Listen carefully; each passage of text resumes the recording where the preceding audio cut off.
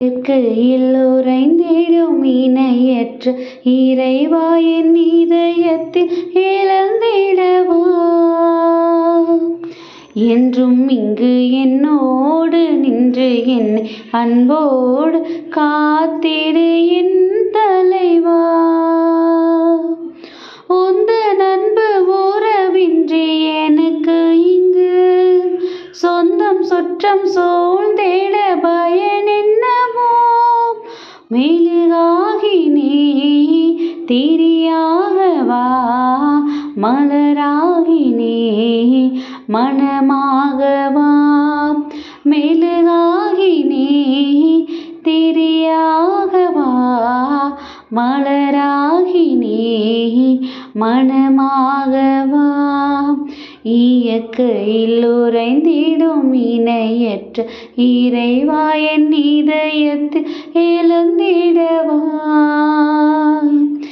என்றும் இங்கு என்னோடு நின்று என்னை அன்போடு காத்திடு என் தலைவா.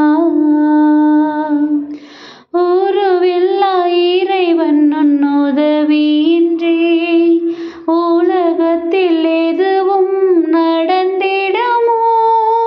குயிலாகினே குரலாகவா மயிலாகினே நடமாடவா. ஹாய் குட்டீஸ், எல்லோரும் எப்படி இருக்கிறீங்க? நல்லா இருக்கீங்களா? ஹாப்பியாக இருக்கீங்களா? நம்மளோடு இணைஞ்சிருக்கிற ஏசப்பா நம்மளை ஒரு காலமும் எந்த ஒரு சூழ்நிலையும் குறித்து விட்டு விலகிறதுக்கு யோசிக்காமல் நம்ம கூடவே இருக்கிற ஏசப்பா இந்த நாள்லையும் கூட நம்மளை சொல்கிறாரு, நீ எதுக்கும் சோர்ந்து போகாத, ஹாப்பியாக இரு. ஒரு சூழ்நிலையையும் நீ கடந்து வரும்போது அந்த சூழ்நிலையில் நான் உன் கூட இருக்கிறேங்கிறத நீ உணர்ந்து கடந்து வான்னு இன்னைக்கு நம்ம எல்லாரையும் பார்த்து ஏசப்பா சொல்கிறாங்க குட்டீஸ். அவருடைய உடனிருப்பும் பலனும் நம்ம கூட எப்பயுமே இருக்கும். நம்மள நிறைய பேர் அதை நம்ம நிறைய இடங்கள்ல எக்ஸ்பீரியன்ஸ் பண்ணியிருப்போம், அப்படிதானே?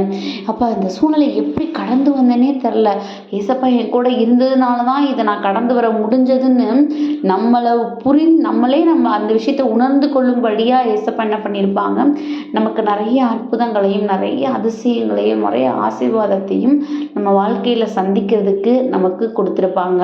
ஸோ அப்படி இருக்கும்போது இன்னைக்கு ஒரு புதியதொரு விஷயம், இது நிறைய இடங்கள்ல ஏசப்பா நம்மகிட்ட பேசியிருக்கிறாங்க. ஆனால் இன்னைக்கு இதை வேற ஒரு விதமாக என்ன பண்ணுறாங்க, ஏசப்பா நம்மகிட்ட பேசுகிறாங்க. நீதிமொழிகள் 19:17 படியாம், ஏழைக்கு இறங்குகிறவன் கர்த்தருக்கு கடன் கொடுக்கிறான், அவன் கொடுத்ததை அவர் திரும்ப கொடுப்பார் அப்படிங்கிற வசனம் கொடுக்கப்பட்டிருக்குது. நீதிமொழிகள் 19:17 படியாம், ஏழைக்கு இறங்குகிறவன் கர்த்தருக்கு கடன் கொடுக்கிறான், அவன் கொடுத்ததை அவர் திரும்ப கொடுப்பார். இந்த வசனத்தை பார்த்தீங்கன்னா நம்மள நிறைய பேர் இந்த விஷயத்த பண்ணுறோம் குட்டீஸ்.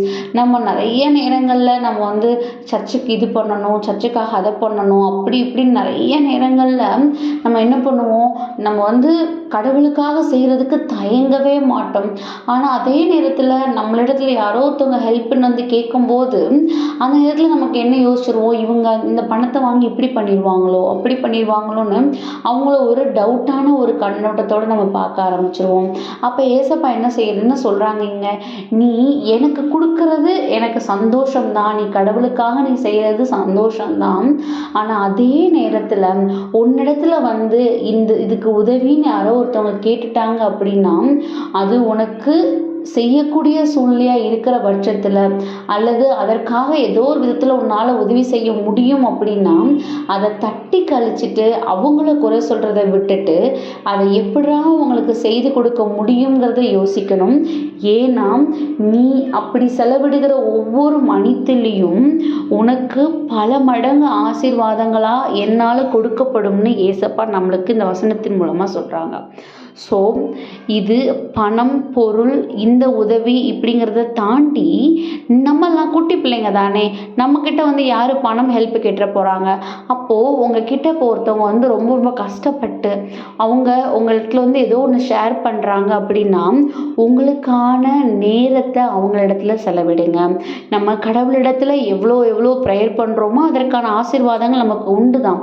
ஆனால் யாரோ ஒருத்தவங்க அவங்க இயலாமையில் நம்மகிட்ட ப்ரேயர் பண்ணும்போது நம்மகிட்ட நம்மகிட்ட வந்து அவங்க வந்து நம்மகிட்ட புலம்பும்போது நம்ம என்ன பண்ணணும், நம்மளுடைய நேரத்தை அவங்களுக்காக செலவிட்டு எப்படியாவது அவங்கள அந்த துயரத்துலேருந்து வெளியில் கொண்டுட்டு வரணும் அப்படிங்கிற அந்த மனநிலை நமக்கு வேணும் குட்டீஸ்.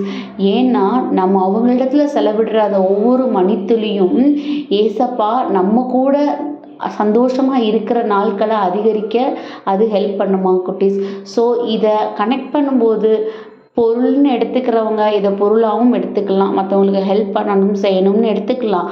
அதே நேரத்தில் அவ்வளோ பெரிய ஹெல்ப் என்கிட்ட இது வரைக்கும் யாரும் வந்து கேட்டதில்லைன்னு நம்ம நினைக்கும் போது, ஒருத்தவங்க கஷ்டப்பட்டு துன்பத்தில் துயரத்தில் இருக்கும்போது கடவுளோட வார்த்தைகளை அவங்களிடத்துல நம்ம கொண்டு போய் சேர்க்கறதுக்கு, அவங்கள ஆறுதல் படுத்துறதுக்கு எந்த அளவுக்கு நம்ம வந்து முன்னாடி நம்ம போகிறோம், இல்லை நமக்கு எதுக்குப்பா வம்பு, நம்ம அவங்களுக்காக ப்ரேயர் பண்ணிக்குவோம் அவ்வளோதான் நம்ம பின்வாங்கி போகிறோமாங்கிறத யோசிச்சுக்கலாம்.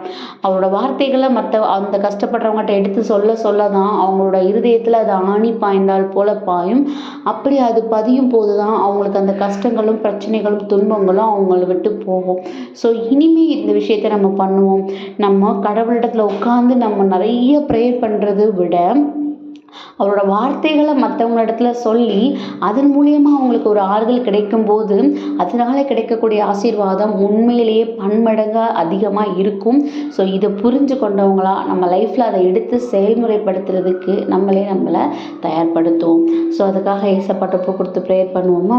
அன்பான ஆண்டவர், இந்த நேரத்திற்காக நன்றியப்பா. ஏசப்பா, எங்களை எந்த ஒரு குறைவும் இல்லாமல் உங்களோட வார்த்தைகளை எடுத்து கொண்டு போகிற ஒரு பெட்டகமாக நீங்கள் வச்சுருக்கிறீங்க. உங்களுடைய சித்தத்தின்படியாக வாழ எங்களை எடுத்து பயன்படுத்துவதற்காக எங்களையும் எங்களது இருதயத்தையும் எங்களோட குடும்பத்தையும் முழுவதுமாக உமது கரங்களில் ஒப்பு கொடுக்கிறோம். ஆமென்.